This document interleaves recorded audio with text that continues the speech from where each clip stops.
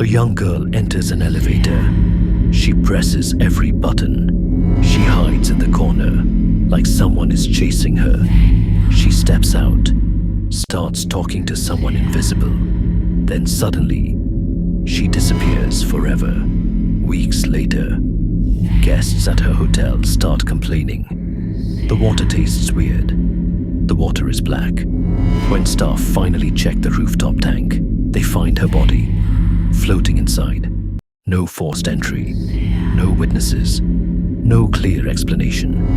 And even today, no one truly knows what happened. This is the full story of Elisa Lam, one of the internet's most disturbing mysteries. Elisa Lam wasn't just a mystery case. She was a real person. Born in 1991 in Vancouver, Canada, Elisa was the daughter of immigrant parents who ran a restaurant. She was intelligent, curious, and deeply expressive. She loved writing. On her Tumblr blog, she shared her thoughts about life, mental struggles, and her dreams. If you read her posts, you'd see someone trying to understand herself. She often wrote about feeling lost, about pressure, about wanting to escape routine. Elisa had been diagnosed with bipolar disorder. She was on medication, multiple prescriptions to stabilize her mood. But like many people, she sometimes struggled to stay consistent with them. Still, she was functional. She was traveling. She was exploring life. In early 2013, she made a decision to go on a solo trip across California, a journey that would change everything. Elisa documented everything: photos, posts, updates. She visited San Diego first. Everything seemed normal. Then, she arrived in Los Angeles and checked into a hotel that had a dark reputation, the Cecil Hotel, located in downtown LA's Skid Row area. This hotel wasn't just old, it was infamous. Over decades, it had been linked to murders, suicides, serial killers staying there. Even Richard Ramirez, the Night Stalker, reportedly stayed at this hotel during his killing spree.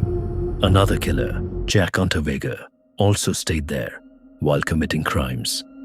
This place wasn't normal, but Elisa didn't know that. To her, it was affordable and convenient. At first, she stayed in a shared room, but things quickly changed. Within days, her roommates complained. They said Elisa was behaving weird, not violent, but unsettling. She reportedly left strange notes, acted paranoid, locked the door behind others. The hotel decided to move her to a private room. Now think about that. For a hotel used to strange guests, even they felt her behavior was unusual enough to separate her. At the same time, Elisa was still calling her parents daily, every day, without fail, until one day, the call stopped. No goodbye, no warning, just silence. Her parents immediately panicked. They contacted the LAPD, and a missing person case was opened. Police searched the hotel, rooms, hallways, nearby streets. Nothing. No signs of forced entry. No evidence of kidnapping. It was like she vanished into thin air. They even brought in search dogs, but the dogs failed to pick up a strong scent trail, which suggested something important. She might not have left the hotel normally. Days passed, still no answers. Then, police released something to the public. A video that would make this case famous worldwide. This is the moment that changed everything. The elevator footage. At first glance, it seems like normal security footage. Elisa walks in, but then she presses multiple buttons, not just one floor, almost all of them. The elevator doesn't move. She looks outside, quickly, like she's checking if someone is there. Then she hides in the corner, pressed against the wall, waiting. Seconds pass. Nothing. She slowly steps out, and then she starts making strange hand gestures. Her movements are unnatural, almost theatrical, like she's communicating with someone, but there is no one visible. She goes back in, out again, in again. The elevator still refuses to close. Finally, she walks away, and the door closes. That was the last time she was ever seen alive. This video went viral globally. Millions analyzed it frame by frame, trying to answer one question: what was she reacting to?